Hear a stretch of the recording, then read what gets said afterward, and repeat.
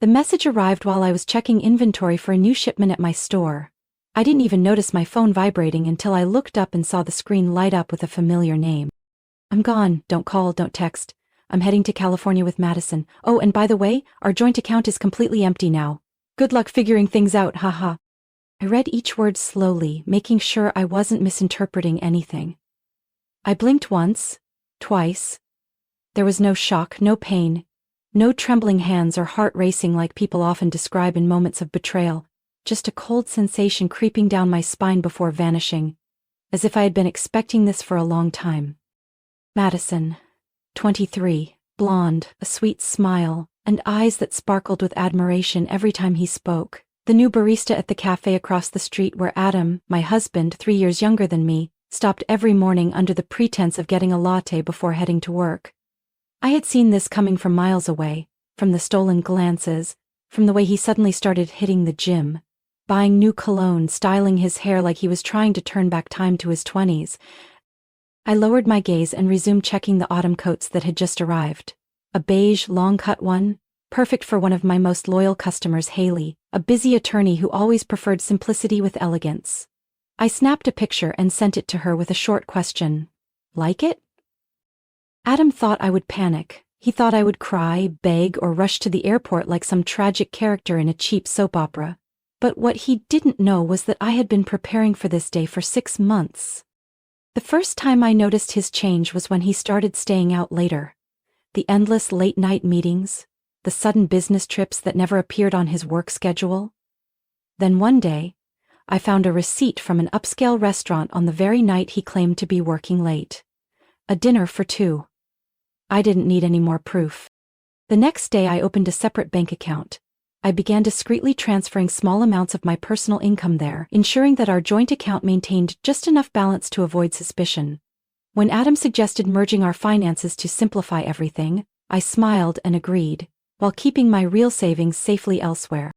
Beyond that, I started gathering evidence. Credit card statements, hotel invoices, suspicious transactions from a jewelry store. Pieces I never saw make their way home. Every night while he slept beside me, I quietly took photos of every questionable expense. I didn't know exactly how I would use them, but I knew that sooner or later I would need them. And today was that day. My store was as busy as any Friday afternoon. I smiled as I greeted customers, helped them pick out items, and offered advice on colors. No one knew that my 10-year marriage had just ended with one cheap text message.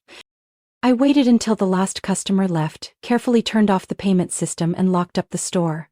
The late afternoon sun tinted the storefront glass in a golden hue, reflecting the image of a woman standing there, her eyes not red, her hands steady. I picked up my phone, scrolled through Adam's messages once more, and dialed a number. The call on the other end was answered almost immediately. "What's going on?" Laura's voice, the lawyer I'd hired 2 months ago, rang out. "He's just left," I said curtly. "You know what to do." "Of course," Laura replied calmly, as if she'd been waiting for this call for a long time. "I'll file the divorce papers with the court first thing tomorrow." I hung up, tucked my phone into my pocket, and stepped out of the store, blending into the bustling crowd on the street. Adam thought he had won, but he had no idea that this game was never his to play. Just as I got home, my phone rang again. I didn't even need to check the screen. I knew exactly who was texting. "I'll have someone come by to pick up your stuff tomorrow. Don't touch a thing of mine. I'm being nice, giving you time to adjust to living on your own." I stared at the message, a cold smile briefly crossing my face. Adjust, huh? I'd been adjusting for a long time, Adam. I held the screen, snapped a screenshot of the message, and forwarded it straight to Laura. "He said someone's coming to pick up his things tomorrow. Do you need me to do anything?" I texted. Laura replied immediately. "No response, just let him think you're panicking. I've got everything planned." I turned off message notifications and walked into the kitchen, opened the fridge, and grabbed the bottle of wine I'd been saving for a special occasion. Maybe today was that day. I poured a glass, slowly savoring each sip. Adam thought he was the one in control of this game. He had no idea that the moment he emptied our joint account, I had already secured my victory. And then my phone lit up again. "I know this must be really difficult for you, but you'll be fine. Someone like you can find a guy more suited to your age. I truly hope you have a happy life, though it'll probably be pretty boring."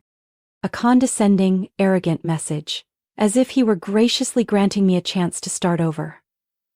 I didn't bother responding. Instead, I called the bank.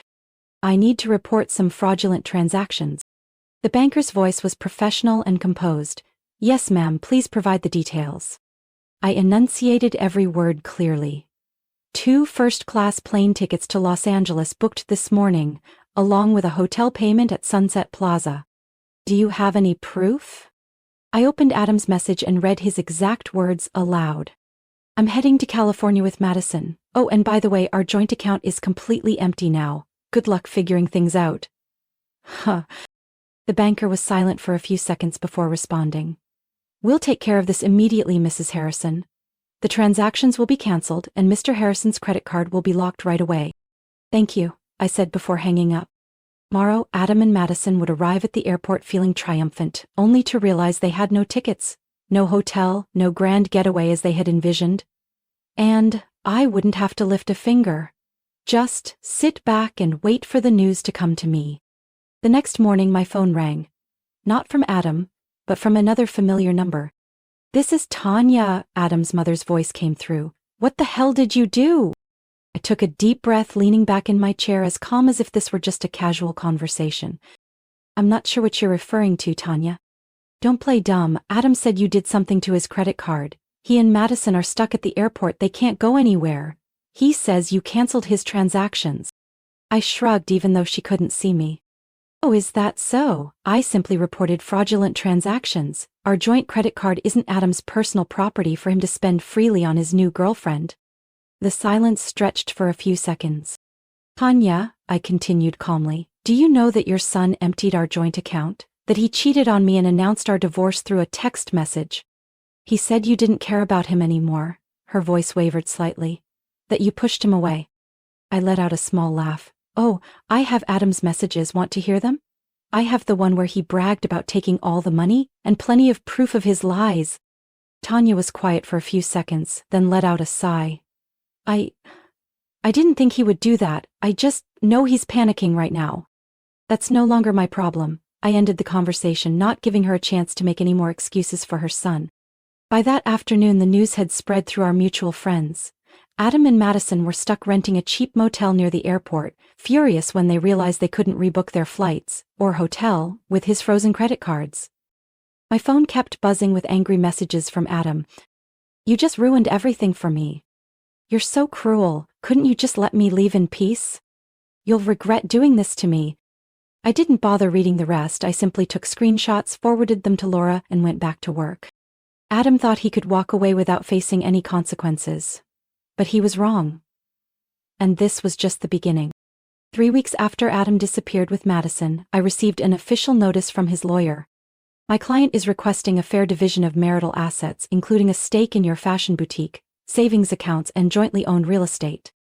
I wasn't surprised. I knew Adam wouldn't leave empty-handed. He had always been greedy and arrogant, convinced that my success was because of him. Laura sat across from me, her expression as calm as ever. She held the file we had been preparing for months in her hands. He doesn't have a case, she said, flipping through a page in the file. The boutique is solely yours, established before the marriage, the house as well.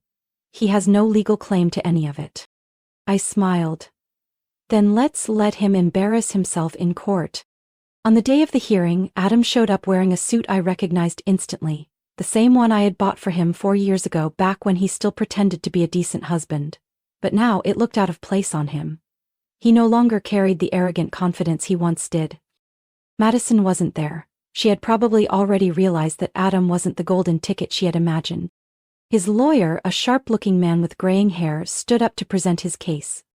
My client has supported his wife in building her business throughout their marriage, providing financial assistance, management help, and contributing ideas for its growth. Therefore, he is entitled to a portion of the business's profits. Laura let out a quiet chuckle and placed a stack of documents on the judge's desk. Your Honor, here is the boutique's business registration showing it was established 2 years before the marriage began. These are financial statements proving all initial investments came solely from my client's personal account. And here are Mr. Harrison's own messages referring to the boutique as a useless hobby and a childish little project for years. The judge reviewed the documents before raising an eyebrow at Adam. Mr. Harrison, do you have any evidence that you financially contributed to or played a managerial role in this business? Adam licked his lips nervously before muttering, I was always there to support her. The judge flipped through the printed messages and read aloud. Go play with your little shop, at least it keeps you busy instead of bothering me. This business isn't bringing in anything. We could actually make money if you were willing to sell it. You spend too much time on that stupid store instead of taking care of me. The judge turned to Adam. This is what you consider support, Mr. Harrison? Adam's face turned bright red. His lawyer scrambled to recover. My client also has a claim to the house where they lived together during the marriage. Laura slid another set of documents forward. This property was inherited from my client's grandmother and has been solely in her name since before the marriage. It was never part of any shared assets. Mr. Harrison has no claim to it whatsoever. The judge concluded, the court denies all claims to the boutique and the house. Mr. Harrison is only entitled to the joint account, which he emptied. Based on the evidence, these funds must be repaid. Adam was stunned. I already spent it all. The judge raised an eyebrow. Then I suggest you find a way to repay it. Otherwise, we will consider enforcing collection from your personal assets. Adam's mouth fell open, but he had no argument left. He had lost. Completely. After the trial, I heard from a few mutual acquaintances that Adam had been demoted. His company had discovered his relationship with Madison and deemed it unprofessional. He had hoped for a promotion, but now, he was just another ordinary employee. And Madison? She left him. A few days later, Adam's sister Amanda texted me. Madison dumped him. She's been telling everyone that Adam is a broke loser. Now he has to move back in with our parents. I felt no pity. I remembered how he had mocked me, how he had claimed I couldn't survive without him. And yet here he was, the one who had lost everything. Adam, 41 years old, unemployed, broke, homeless and girlfriendless, now living in his childhood bedroom like a failure. And me, I was planning the opening of my second boutique. He thought he could destroy me. But I didn't just survive, I won. My second boutique opened on a December evening just in time for the holiday season. The soft golden lights reflected off the glass storefront, showcasing the winter collection in an elegant display. A line of eager customers formed outside, waiting for their turn to step inside. I couldn't help but feel proud, not just because years of hard work had paid off, but because this moment proved that I never needed Adam. I never had. News of my success spread faster than I expected. A local magazine featured me as a businesswoman who turned personal failure into professional growth. I received congratulations from old customers, even from people I hadn't spoken to in years. Meanwhile, Adam was still struggling. Amanda told me that he had attempted to file an appeal, claiming that I had used money from our joint account to expand my boutique over the years, entitling him to a share of the business. But my financial records were airtight. My lawyer didn't need much time to have his case thrown out of court. He's been given a serious warning this time, Laura said when she called me after the hearing. The judge ruled that if he continues filing baseless claims, he'll face penalties for abusing the legal system. I laughed. It was almost comical how someone who had once mocked me, belittled my work, was now desperately trying to cling to it. Adam's parents were also starting to see him for who he really was. At first they defended him, blaming me for abandoning their son. But after months of watching Adam fail to hold a stable job, recklessly spend the little money he had left, and blame everyone but himself, they were growing tired. One day Amanda showed up at my store. She looked around, admiration evident in her eyes. Congratulations, the new store is beautiful. I smiled. Thank you, how's everything? Amanda let out a long sigh. My parents are losing their minds over Adam. They thought that once he moved back home he'd try to get his life together, but no, all he does is complain about how you ruined his life, how you should have given him a share of your assets. I shrugged. That's not my concern anymore. Amanda nodded. I just wanted you to know. At first I blamed you too, but after seeing how he behaves, I understand now. He's not a victim. He's just someone who refuses to take responsibility for himself. I wasn't surprised. People like Adam could deceive others for a while, but eventually the truth always came out. A few weeks later, an unexpected visitor appeared at my store. Madison. She looked nothing like the last time I had seen her in those social media pictures. Photos of extravagant dinners, expensive cocktails, all funded by my money. Now she stood in front of me, looking exhausted, her eyes filled with uncertainty. "Hi, can I talk to you for a moment?" I crossed my arms, leaning slightly against the checkout counter. "I don't think we have anything to talk about." Madison bit her lip, glancing at the floor before looking back up at me. I just wanted to apologize." I said nothing, waiting for her to continue. "I believed him. I believed everything he said about you. He told me you were selfish, controlling, that you never truly loved him." Madison took a deep breath. "I was stupid enough to believe it. But then he started saying the exact same things about me. That I didn't know how to love him properly. That I didn't understand the pressure he was under. When things got difficult, he started blaming me, just like he blamed you."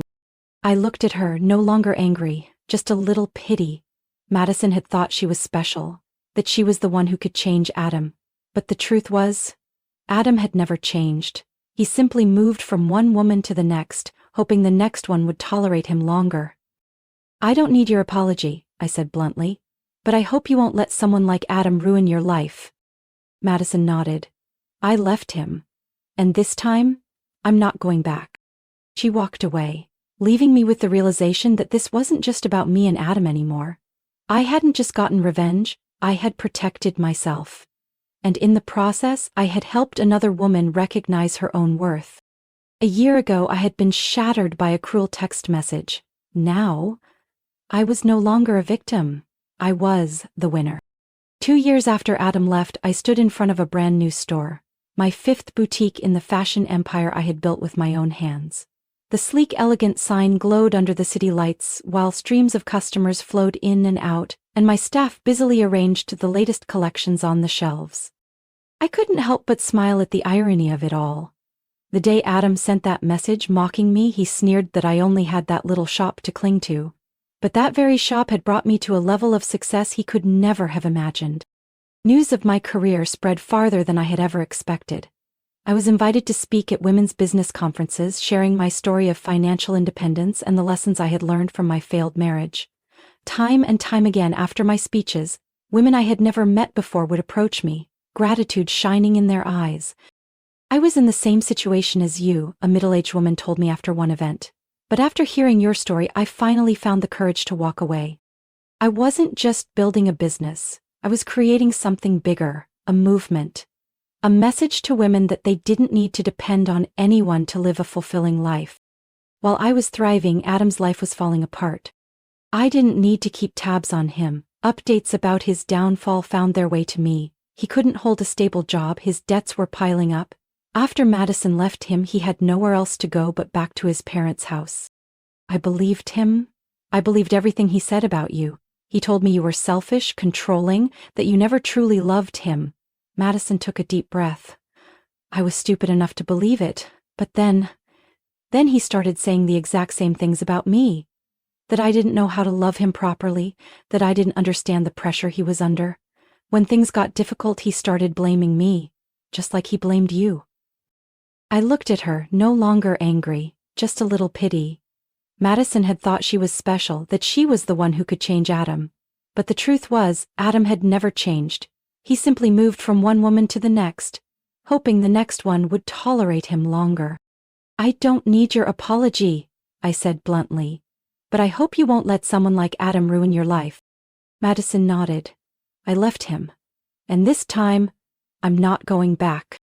She walked away, leaving me with the realization that this wasn't just about me and Adam anymore. I hadn't just gotten revenge, I had protected myself. And in the process, I had helped another woman recognize her own worth. A year ago, I had been shattered by a cruel text message. Now, I was no longer a victim. I was the winner. 2 years after Adam left, I stood in front of a brand new store, my 5th boutique in the fashion empire I had built with my own hands. The sleek, elegant sign glowed under the city lights, while streams of customers flowed in and out, and my staff busily arranged the latest collections on the shelves. I couldn't help but smile at the irony of it all. The day Adam sent that message mocking me, he sneered that I only had that little shop to cling to, but that very shop had brought me to a level of success he could never have imagined. News of my career spread farther than I had ever expected. I was invited to speak at women's business conferences, sharing my story of financial independence and the lessons I had learned from my failed marriage. Time and time again, after my speeches, women I had never met before would approach me, gratitude shining in their eyes. "I was in the same situation as you," a middle-aged woman told me after one event, "but after hearing your story, I finally found the courage to walk away. I wasn't just building a business, I was creating something bigger, a movement, a message to women that they didn't need to depend on anyone to live a fulfilling life." While I was thriving, Adam's life was falling apart. I didn't need to keep tabs on him. Updates about his downfall found their way to me. He couldn't hold a stable job, his debts were piling up. After Madison left him, he had nowhere else to go but back to his parents' house. One day I happened to hear from Amanda that Adam had tried his luck with cryptocurrency and stocks but failed miserably. He used to brag that he would soon be rich, that people like me would regret underestimating him. But no one underestimated him, they simply didn't care anymore. Another time I received a message from an unknown number. "I know you've won, you were always the one who planned things better than me, but if you have any compassion left, could you help me just one last time?" I stared at the screen for a moment before deleting the message without responding. Eventually one afternoon I ran into Tanya, Adam's mother. I spotted her hesitantly stepping into my store, glancing around uncertainly. When our eyes met, she sighed and walked over. "You did well," she said, her voice heavy with regret. "I just wanted to say, I'm sorry." I said nothing, waiting for her to continue. "I believed Adam. I thought he was just a victim of an unhappy marriage. But now I see the truth. He didn't lose everything because of you. He lost everything because of himself." I looked at her for a long moment before responding gently. "I never wanted revenge. I just wanted to protect myself." She nodded. "And you did a damn good job." I no longer felt anger toward her. No resentment, no bitterness, just a sense of closure. As she left, I returned to my office where a framed picture hung on the wall. It was an old message from Adam, the one he had sent the day he walked away. "I'm heading to California with Madison. Oh, and by the way, our joint account is completely empty now. Good luck figuring things out. Haha." I didn't keep it out of pain or hatred, I kept it as a reminder that I had once been knocked down, but I had risen stronger than ever. No revenge was needed, no bitterness required. Sometimes the greatest victory is simply your own success. This story isn't just about betrayal or a bitter divorce, it's proof of the power of preparation, financial independence, and resilience. Too many people fall into the trap of dependency, believing love can replace personal stability. But the truth is, only when you're self-sufficient can you withstand any storm. No revenge, no resentment. Success is the best response. Invest in yourself, build your own life, and never let anyone take it away from you. What do you think about this story? If you were in the main character's position, how would you have handled it? Share your thoughts in the comments. Don't forget to follow the channel for more powerful real-life stories about family, life, and valuable lessons.